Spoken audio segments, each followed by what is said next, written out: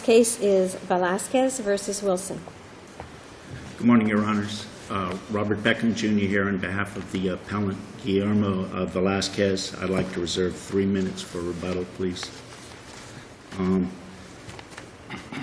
This is a case about a PIP set-off.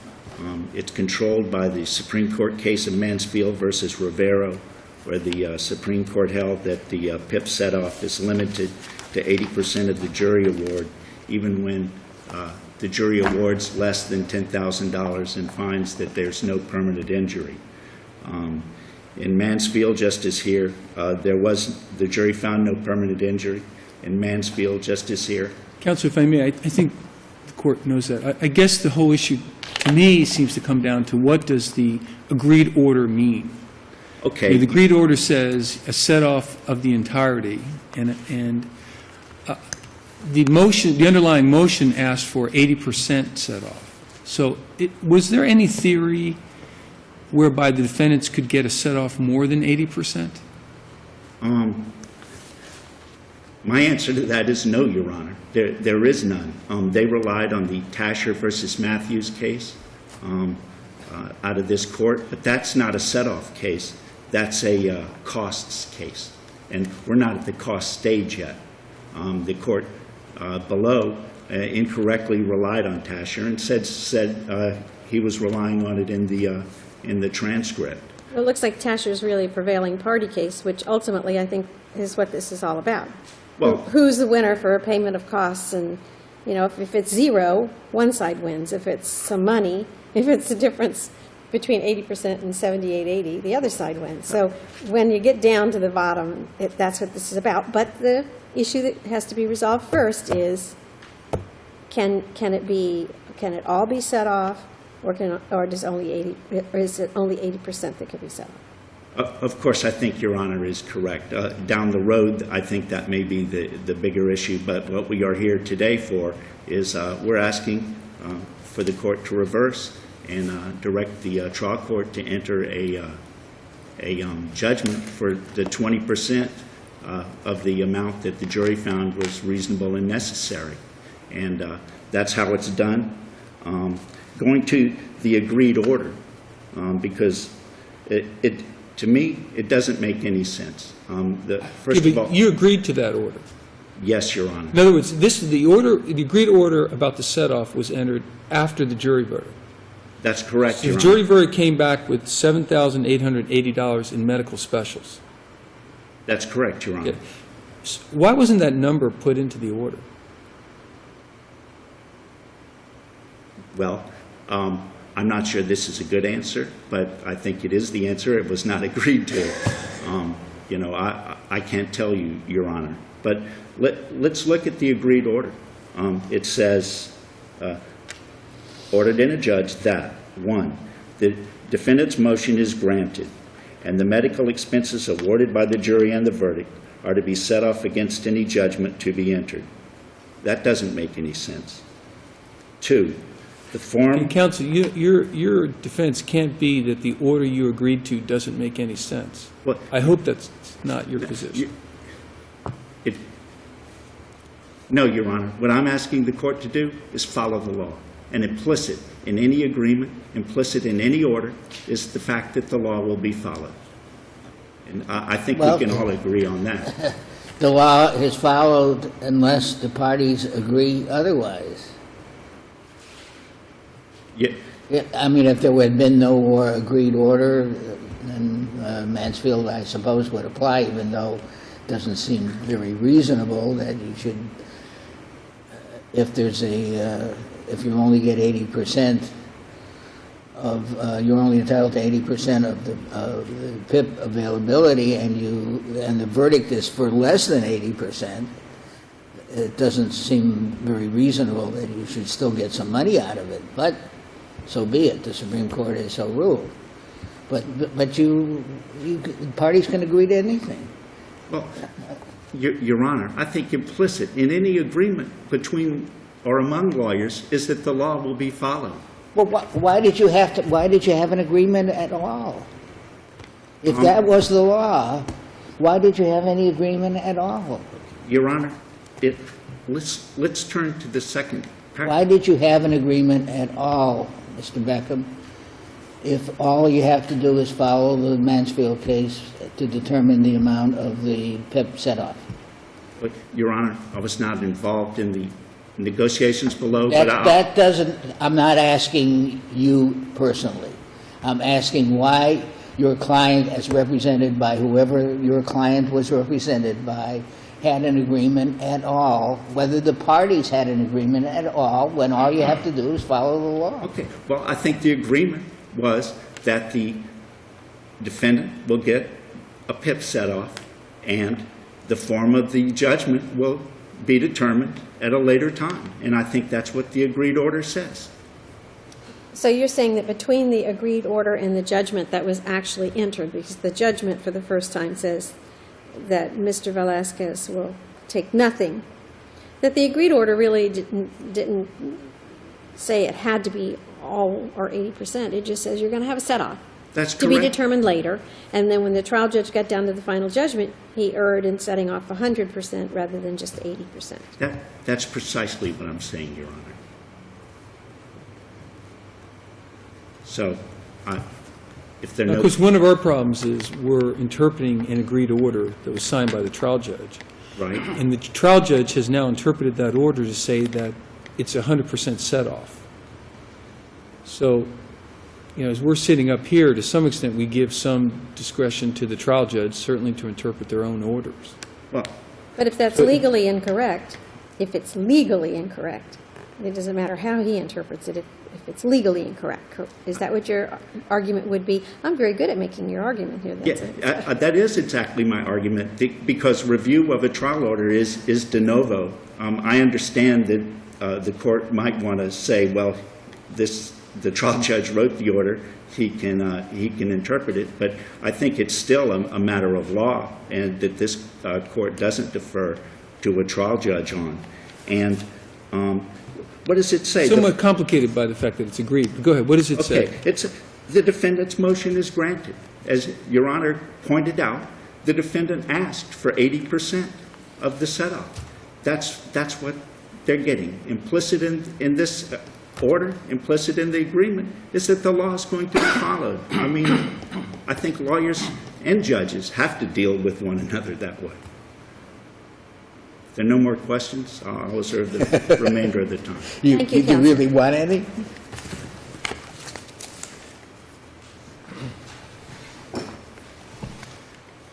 May it please the court, Neil Rose representing the appellee Wilson. But for an agreement, let's assume there was an agreement to offset the whole thing.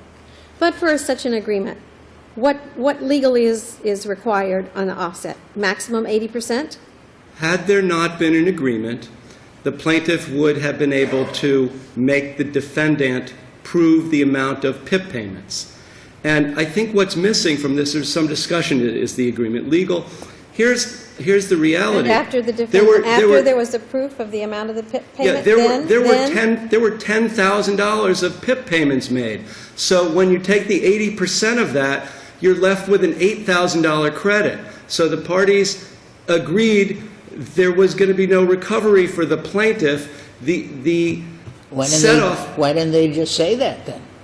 Well, they did say that. It said the order says, first of all, the letter which he agreed to specifically said the entirety of the award rendered by the jury was to be set off.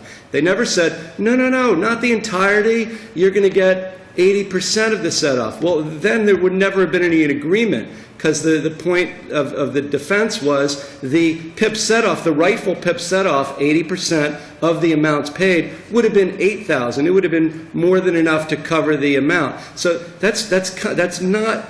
It's not. In no way can the order be interpreted to be The set-off is 80% of the amounts paid. the amounts paid. And $10,000 was paid, so we were entitled to an $8,000 setup. That's where what counsel's suggesting isn't correct. There's nothing illegal about the order.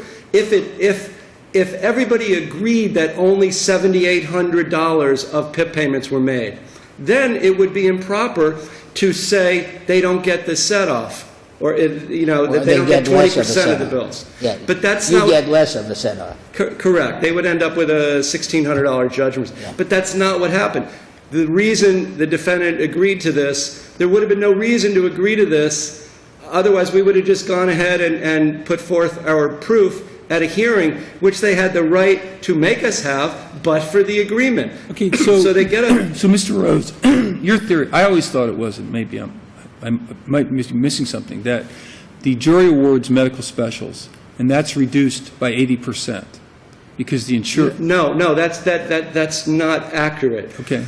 The jury award is reduced by 80% of the amount of PIP payments made, not the amount of medical award made by the jury. And you didn't That's tell- the, what's that's the key distinction. That's the key. Yeah, that's, it's critical. Yeah. So So here, but And that's what Mansfield says?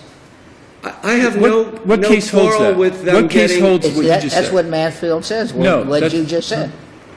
Yes. Actually, Mansfield, I thought there was a stipulated amount of medical specials that was reduced by 80%. It didn't quite say what you said. I mean, I have no quarrel with the fact that we are only entitled to deduct 80% of the PIP payments made, not see, I thought it 80%. was 80% of the medical specials. No, you get because the medical specials are something the jury could have determined. You that certain- overpaid on the PIP. Yes, the jury could. According yes, to the could jury, have you shouldn't have determined paid that. that You shouldn't have certain- paid the 10,000, Yes, the jury could have determined that certain medical payments were not reasonably related to this accident, even though you paid it. even though we paid them by PIP. So assuredly, the deduction is for 80% of the amount of PIP payments, not 80% of the medical amount award. That doesn't bear any necessarily direct relationship to the amount of PIP payments. We may have submitted a bill, we'll pay it, it's kind of related to the accident, And, but you the know, jury says no. Again, Mr. Rose, I mean, I'm learning, so thank you for sharing. I don't read Mansfield as saying that. Is there another case that says that? In other words, that says Mansfield was a reduction of the specials found by the jury pursuant to an agreement. Is there another case that says, look, separate and apart from what the jury finds, the insurance company proves up what it paid under PIP, and then that's reduced from the verdict?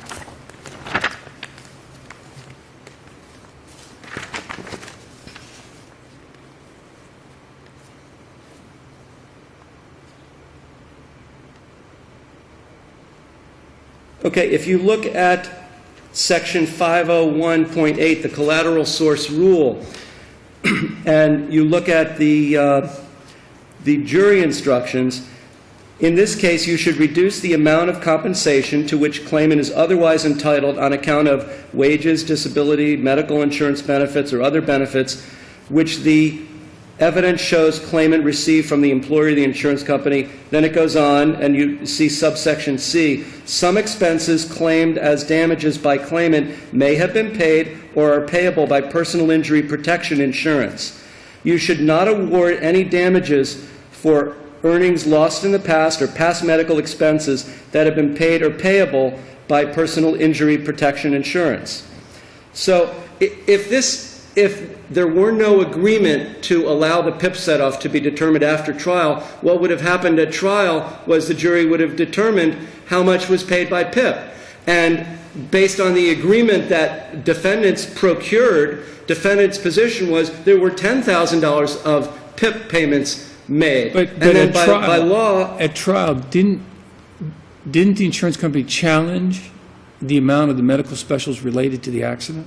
Of course. That's In other words, the plaintiff put in $60,000 in medical specials, and the defense challenged that. Yes, And the jury awarded $7,800. That's why the jury can determine that there were $7,800 in medical expenses, because maybe they found $3,000 were not related to the accident, but defense position was that $10,000 was paid by PIP, and plaintiff is absolutely entitled... They already got $10,000 for medical expenses from you, which the jury found were worth $7,800. Yes, and that's the point of the agreement. Were there not an agreement, we would have had to go to court and prove the amount of PIP. But the agreement which accompanied a letter that says, this is confirming our agreement, the entirety of the award is going to be set off, and then the language of the order itself says the medical expenses awarded by the jury are going to be set off. That's what happens. There's nothing inconsistent with this. Plaintiff agreed to the amount of the set-off. They never moved to set aside the order, despite discussion about it. They never moved to clarify the order. They never said the order doesn't make sense. Even when we had 2 full hearings on the entry of the final judgment, they never said, no, the order is wrong. Maybe we agreed to it, but we were mistaken. Let's move to vacate it, get it clarified. Then they could have forced us to have a hearing. But they did none of that. And now they're saying that we didn't put any evidence and that we didn't have any evidence. Of course we didn't put any evidence. They agreed that the entire award, the $7,800, would be set off, obviating our need to go and improve that there were $10,000 of PIP payments. They never said there was a misunderstanding. They never said the order was wrong. To the contrary, they said precisely the order accurately reflects the agreement. And the agreement, which you can see from the letter, which not only did they not object to, I don't know how you could have a clearer indication of an agreement. They literally initialed or wrote on the letter that we sent, the order is okay. So they specifically agreed that the entirety of the award was to be set off. They clearly have waived a lack of evidence argument. They never made this argument below. They never tried to change the agreed order. And when you apply this under Tasher, they clearly end up with a 0 award. Well, now you're ahead of yourself. Now you're going to where no one's gone yet, which is no cost and fees. That's really what Tasher talks about. But I believe the final order for defendant says that, I'd have to check the order. It either says the court reserves for costs, but the clear point is if the defendant has a judgment in its favor, which is proper under these circumstances, because the plaintiff effectively got nothing. It's as if the plaintiff went to trial, we proved the PIP set off, and that number at the bottom said 0 for the plaintiff. That's the effect of what this agreement was. They didn't have to agree to that. They could have forced us to our proof. They never claimed the order was improper. They never claimed it was misleading. Mr. Rose, you said that a Three few times. I could say it many more times, but it won't change the fact that And it you was probably will if we don't stop And in you. conclusion, you would In like for us to, conclusion, the judgment for the defendant must be affirmed. No, should be affirmed. should be affirmed. Counsel. Should be affirmed. It's the proper phraseology. In your opinion. Yes. Thank you, counsel. Thank you. Actually, counsel, I was told standing where you are one time by someone on this panel, don't tell this court what we have to do. Counsel, 3 minutes maximum. Yes, Your Honor, first of all, I think you understand the Mansfield case completely. And of course, it's not what opposing counsel was saying. What were the facts in the case? Then we have to find out what the facts were. Well, Your Honor, it was quite similar to here. There was no permanent injury found by the judge, by the jury. Just as here, the jury awarded less than $10,000, and while there was a stipulation, there was a jury finding for that. If you read the case, it says the jury came up with that number, and the Supreme Court twice explained. What does it say about, what does the opinion say about how much was paid in PIP? It doesn't, Your Honor, and Well, that's the point. And that's the point. That's It doesn't matter what was You're paid right, in the that's PIP. exactly the point, It but it doesn't matter works what was totally paid in the against PIP. you. What matters is what the jury determined was reasonable No, and it necessary. doesn't say that And- at all. And that's what PIP pays. It doesn't, PIP pays for what's... because the key issue is the amount of PIP that was actually paid. And you say that the Mansfield case doesn't say that one way or the other, what it was. Isn't that right? Because- Isn't that right? Your Honor is correct that the Mansfield case does I'm not say correct what... even when I'm not correct. But PIP paid. However, I don't believe Your Honor is correct when you say that's the deciding. The Mansfield case explains to us what is deciding. I just briefly, to the point it's pertinent. Counsel, you have 1 minute, so it's going to be very To the brief. point it's pertinent, the letter says you also told Mr. Nathanson that you disagree with the concept that judgment should be entered in favor of the defendant. Well, if the idea was the whole thing is going to be set off, that sentence in that letter makes no sense at all, because a zero verdict is going to be. Well, you're going to, well, Okay, we're but- doing this right now. You don't agree with it. You're saying that right now. You can say you don't agree with it, but that doesn't mean you haven't stipulated against it. No, Your Honor, that paragraph, that sentence I just read is embodied in the second paragraph of the agreed order. We So disagree. you're agreeing with nothing. You're a litigant, you're a lawyer, you agree with nothing.